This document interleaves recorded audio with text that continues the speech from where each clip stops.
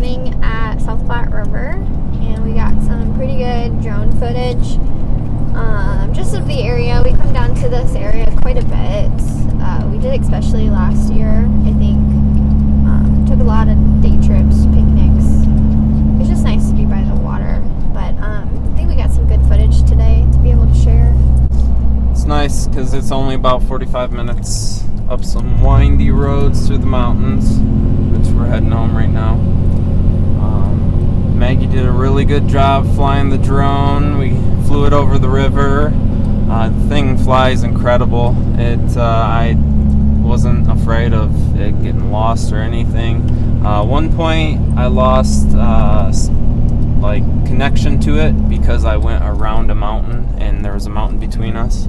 So I quickly turned it back around and had no issues then. But we flew it for probably about an hour, went through 2 batteries, no issues.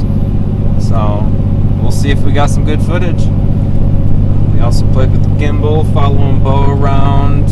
So it's nice that the drone kind of gives a different perspective to an area that we're kind of familiar with.